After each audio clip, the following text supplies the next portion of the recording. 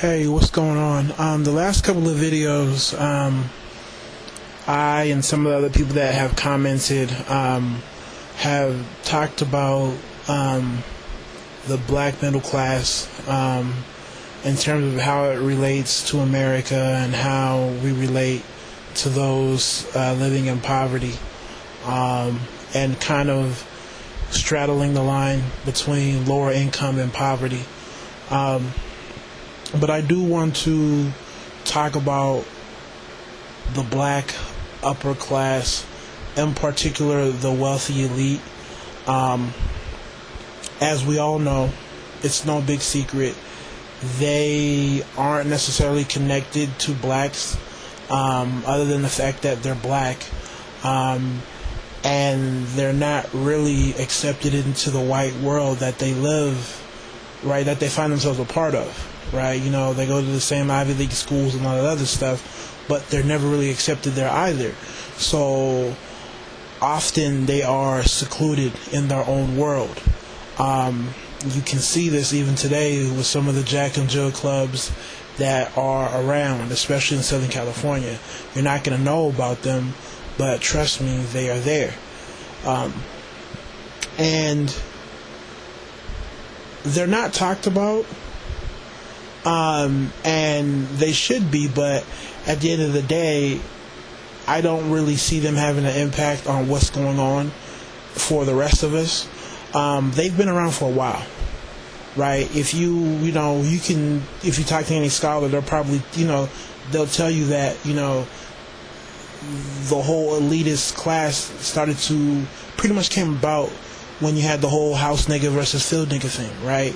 So, that's where you saw the separation, and you can see it even off of skin color. Just like, prime example, Black in America is on, CNN Black in America is on, coincides perfectly with what I'm talking about. If you watch it, watch part one.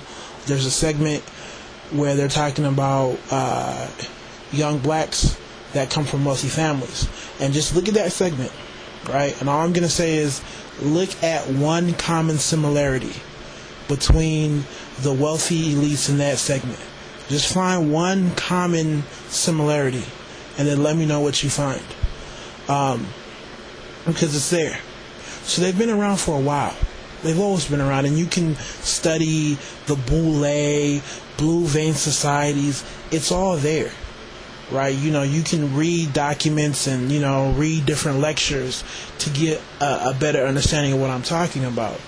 But they're isolated, right? So so a lot of the stuff that they do, and a lot of the stuff that they accomplish, really doesn't change anything for the rest of Black America, for the vast majority of us. That's where even a lot of the personally, I think a lot of the mixed feelings about Obama when he first came onto the scene was based off of the fact that a lot of people actually thought that he came from that quote-unquote wealthy black elite. Obama's actually not from that, right? He's not necessarily from, the same black experience that a lot of us come from, but he's definitely not from that super wealthy, the civil rights was moving on, but my father still had a master's degree. Like, he's not from that background. And it's not that I have ill will towards that class, but I really do feel a separation. I'm all for unity, but I really feel like they are isolated, and it's generational, right? Like I said, you go back, they've been around forever. The upper, truly elite class, and they've maintained it through, skin color and, the Jack and Jill clubs and, these balls, and they've really isolated themselves from everybody else. And, a lot of them are defensive, right?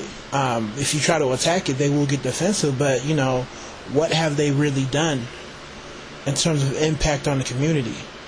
They've been so far removed from it. What have they really done? Right? Other than stick their hand out to maybe some youths who also come from that same elitist background. So not that much. So their impact is limited. And I think we should also talk about that because, to me, the black middle class and those of us still in poverty, I feel like we are allies and we are closer than we want to think. And I think a lot of blacks automatically assume that we are part of that wealthy elitist lifestyle. No, it's not generational, right? When you're dealing with them, you're dealing about wealth. Now, you may find a couple of middle class black people who may be quote unquote rich, but with them, you're dealing with wealth, generational wealth. They are separated from us by generations, and purposely so. So even now, to me, I feel like that connection is severed. To real talk, I don't really feel like we can ever, mend it. Right? I don't see it, really. And you really have to be around it, right? I've met through, and I've seen some of these people through different fraternal Greek organizations and mixers and all that stuff. Like, I've seen who these people are, and I've talked to them and I've watched them, and there's a disconnect. I'm telling you right now, there's a disconnect, and that relationship is severed. So we may talk about them, but I think it's, we have to be clear that they don't necessarily represent what's going on. So their success, to me, is not an indicator of how well we're doing, because they have their own mini self-contained culture. Real talk.